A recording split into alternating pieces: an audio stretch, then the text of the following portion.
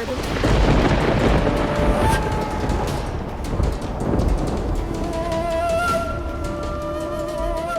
அப்படியென்றால் அவளது 8வது குழந்தையை அழிக்கும் நேரம் வந்துவிட்டது.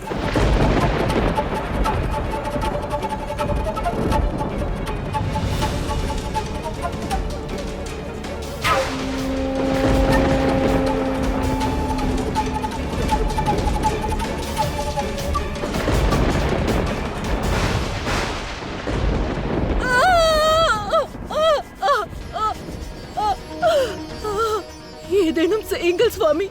இந்நேரம் கம்சனுக்கு தகவல் தெரிந்திருக்கும். அவன் எந்நேரம் வேண்டுமானாலும் வரலாம். நம் குழந்தையை கொன்று விடுவான். என் குழந்தையை அழிக்க வந்து கொண்டிருக்கிறான். இல்லை, இம்முறை நடக்காது தேவகி. இம்முறை அவனை நான் தடுக்க மாட்டேன். நீயும் தடுக்க வேண்டாம். என்ன ஒரு திவ்யமான அற்புதமான காட்சி இது! நாராயணரின் இந்த புது அவதாரம் தோன்றியவுடனேயே தர்மம் மீண்டும் நிலை பெற துவங்கிவிட்டது.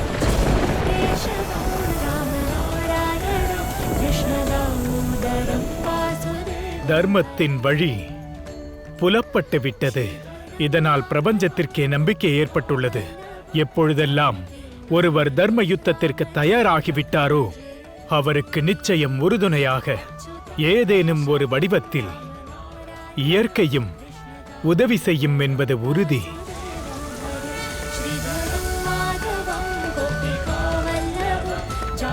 வாசுதேவன் தன் குழந்தையை காக்க தனியாக கிளம்பினார். இப்போது பாருங்கள், இயற்கை அன்னையே உறுதுணையாக இருக்கிறாள்.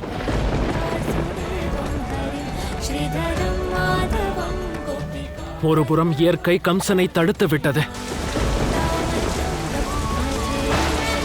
நாராயணா,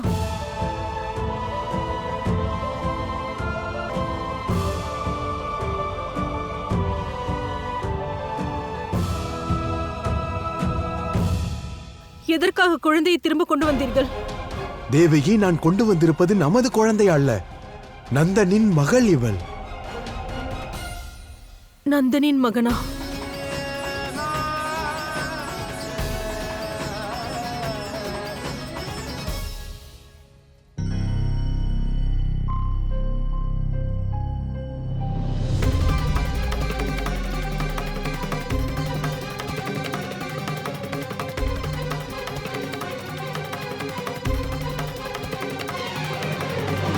தாயே, என் குழந்தை எங்கே தாயே?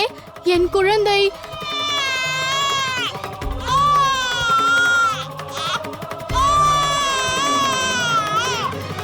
இந்த குழந்தையை ஏன் இங்கு கொண்டு வந்தீர்கள்? கம்சன் இந்த குழந்தையை நம் குழந்தை என்று கொன்று விடுவானே. நாம் அனுபவிக்க வேண்டிய இந்த வேதனை இந்த 8வது மகன் இந்த பூமியில் பிறந்து விட்டான்.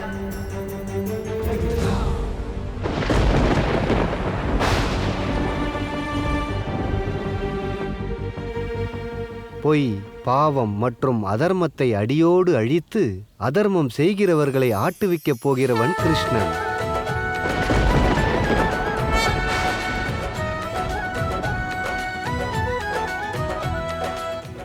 உண்மை மற்றும் தர்மத்தை காப்பவர்களின் வாழ்வில் அமைதியையும் மகிழ்ச்சியையும் தருபவன்தான் கிருஷ்ணன்.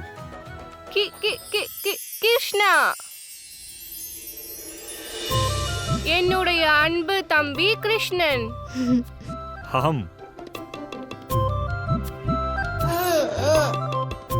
யசோதா தாயே, நான் சென்று கோகுலம் முழுக்க இனிப்புகளையும் வெண்ணெய்களையும் அளித்து வருகிறேன். ஏனெனில் என் தம்பி இனிப்புகளை விடவும் கண்ணா, கிருஷ்ணா, கண்ணா, கண்ணா, என் மகன் எங்கே இருக்கிறான் என்று தெரியவில்லையே. அங்கே சென்று பார். கண்ணா! சின்ன கண்ணன் எங்கே போய்விட்டான்?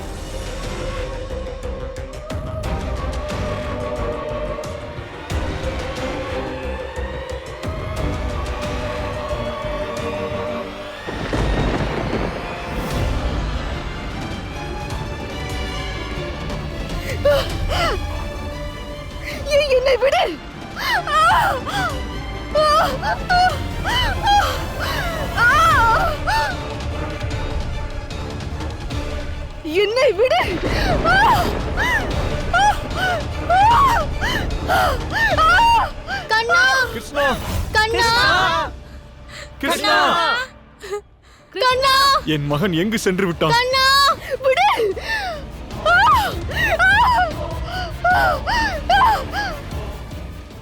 விடு, என்னை விட்டு விடு. எனக்கு வலிக்கிறது, என்னை விட்டு விடு.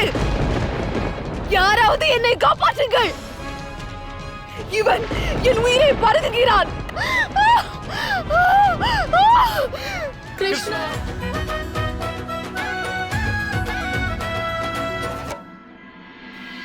நீங்கள் அனைவரும் உண்ணுங்கள், நான் வருகிறேன். சரி சரி.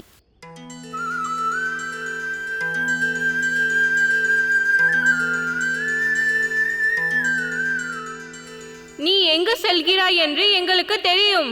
ராதையை தேடி வெண்ணெய் கொடுக்க செல்கிறாய். இந்த ராதா எங்கு சென்று விட்டாள்?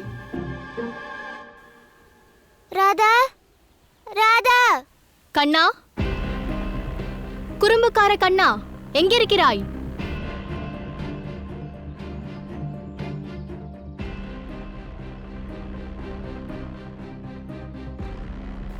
ராதா, ராதா, நீ எங்கிருக்கிறாய்? ராதாவின் வடிவம் பிரதிபிம்பமாக உள்ளது.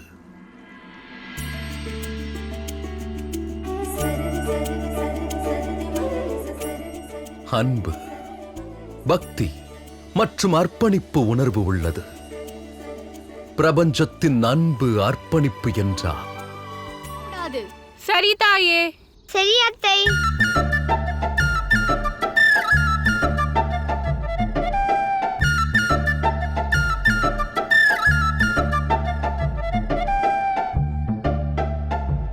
வேண்டாம் கண்ணா, வேண்டாம். நீ அவ்வாறு பார்க்காதே கண்ணா. நான் அவிழ்த்து விட மாட்டேன். இல்லை என்றால் தாய் உன்னை விட்டு என்னிடம் ஓடி வருவார்கள். தந்தையே, அவிழ்த்து விடுங்களேன்.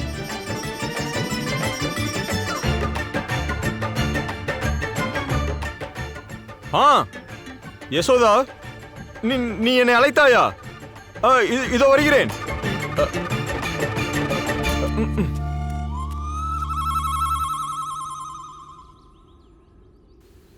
ராதா, நீ என் நெருங்கிய சிநேகிதி தானே? நீயாவது என்னை அவிழ்த்து விடேன்.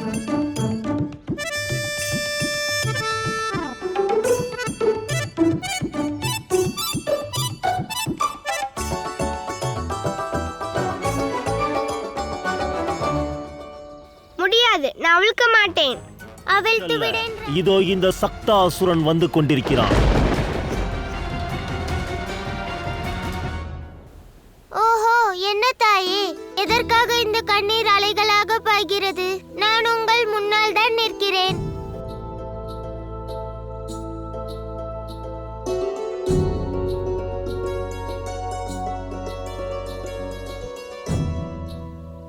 போதும், இந்த தருணத்திற்காகத்தான் காத்து கொண்டிருந்தேன்.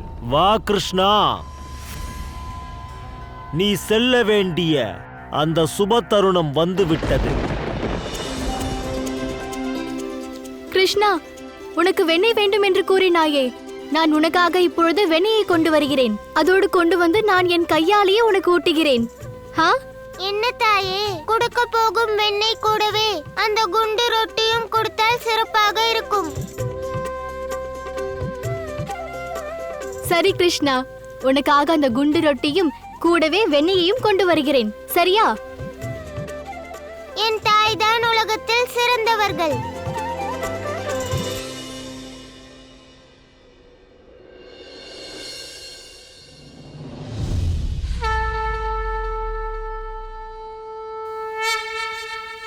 வாழ்த்துக்கள் பிரபு, உங்க சொல்லை கேட்டுவிட்டார். கிருஷ்ணனின் தாயிற்கும் கிருஷ்ணனுக்கும் சமரசமாகிவிட்டது.